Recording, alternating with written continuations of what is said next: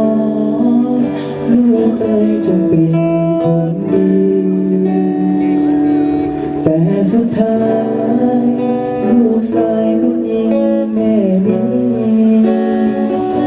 บ่จำทุกทีคำนี้ที่แม่บอกมา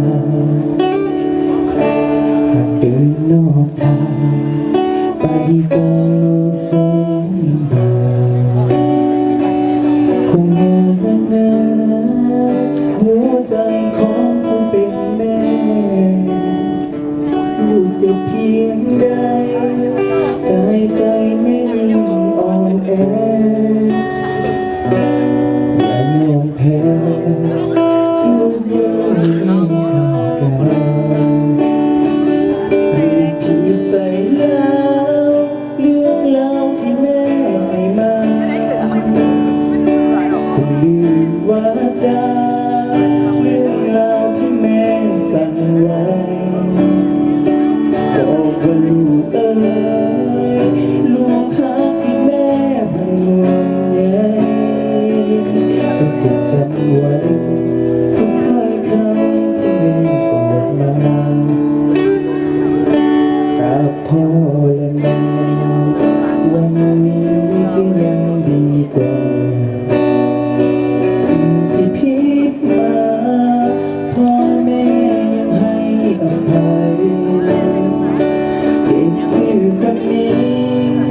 พร้อมที่จะเป็นคนใหม่จะจดจำไว้ทุกถ้อยคำที่แม่บอกมา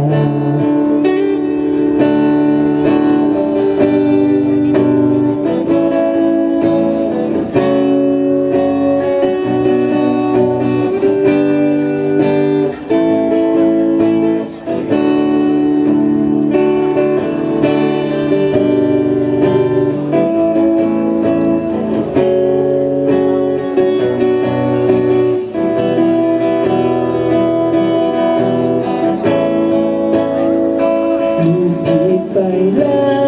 วเรื่องราวที่แม่ให้มาคงลืมว่าจาเรื่องราวที่แม่สั่งไว้บอกว่าลูกเอ๋ยลูกฮักที่แม่ห่วงใยจะจดจำไว้ทุกถ้อยคำที่แม่บอกมากับพ่อและแม่